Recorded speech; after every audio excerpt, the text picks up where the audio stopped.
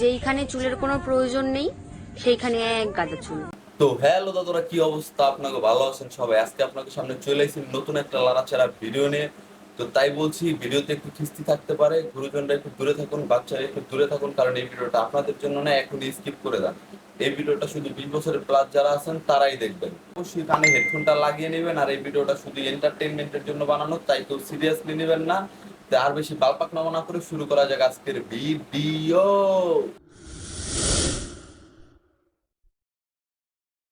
যেসব ছেলেরা বৌদিবাজি করছো করো, ঠাকুরের ইচ্ছাতে তোমাদের বউ যেন সবার ভালো বৌদি হয়ে উঠতে পারে।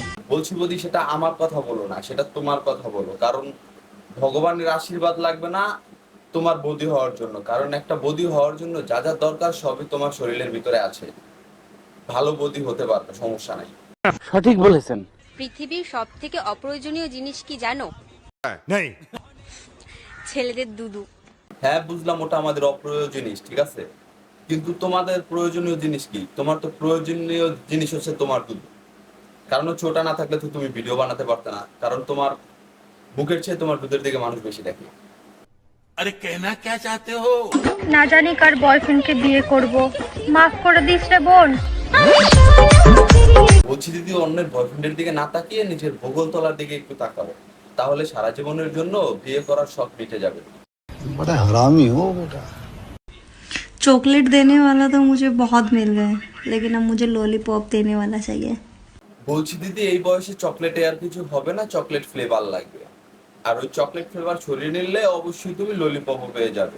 সঠিক বলেছেন, আপনার বুদ্ধি ভালো। বিয়ে করলে টাকা পয়সা দেখেই করা উচিত, কারণ চরিত্র মোটামুটি সবারই খারাপ। রিক্সায় বসে কান্না করার চেয়ে বিএমডাব্লিউতে বসে কান্না করা অনেক ভালো। দিদি সবারটা তো বলতে পারবো না, কিন্তু তোমার চরিত্র যে খারাপ সেটা তোমাকে দেখেই বোঝা যাচ্ছে। আর তোমার মনে হয় গাড়িতে বয়ে কান্না করার অনেক শখ। বলছি বিএমডাব্লিউর কান্না সহ্য করতে পারবে তো? समझ रहे हो ना? अरे भाई, इस दुनिया में सबसे खतरनाक नशा कौन सा है? আমি বলছি, তুমি এখন পর্যন্ত কতজনকে এই নেশা করিয়েছো যেভাবে দেখাচ্ছ?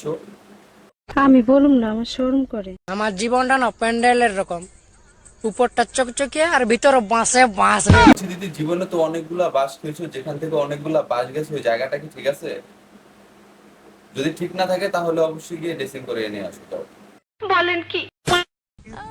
যেইখানে চুলের কোনো প্রয়োজন নেই সেইখানে এক গাদা চুল, আর যেই চুলের প্রয়োজন আছে সেই চুল উইঠা যাইতাছে। বলছি দিদি, যেখানে চুলগুলা গজিয়েছে ওখানে তোমার প্রয়োজন নাও হতে পারে, কিন্তু তোমার মতো যারা ছাপড়ি ছাপড়ি ছেলেগুলো আছে, তো ওই ছেলেদের অবশ্যই তোমার ওইটা প্রয়োজন হবে। তাই বলছি, জনি দাদাকে একটু ফোন দিয়ে ডেকে এনে ওই জায়গাটা একটু সার্ভিসিং করিয়ে নিও। ছেলেরা যতই ফর্সা হোক না কেন, একটা জিনিস সবসময় কালো থাকবে, সেটা হলো নিজের ছায়া। আর আপনি যেটা ভাবছেন এটাও ঠিক। এখন পর্যন্ত কতজনের কালো ছায়া দেখেছো? তো আর কালো জিনিস নিয়ে বেশি লাড়াচাড়া করো না, পরে সাদা জিনিস বের হয়ে যাবে। ठीक बोलेছিস। থুতু দিয়ে মারো গুতা, ঢুকে যাবে শুয়ে সুতা। তুমি সুই সুতার কথা বাদই দাও, কারণ তুমি এমন ভাবে রিয়াকশন দিচ্ছ, তোমাকে কেউ পিছন দিয়ে মারছে গুতো, তোমার হয়ে গেছে ফুটো।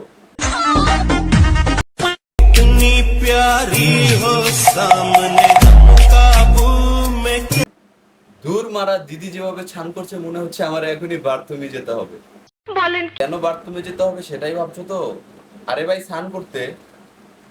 তো দাদুর আজকের ভিডিওটা এই পর্যন্তই, দেখা হবে নেক্সট কোন এপিসোডে। আমাদের সাথেই থাকুন, দেখতে থাকুন, লাইক করুন, কমেন্ট করুন, শেয়ার করুন। ধন্যবাদ।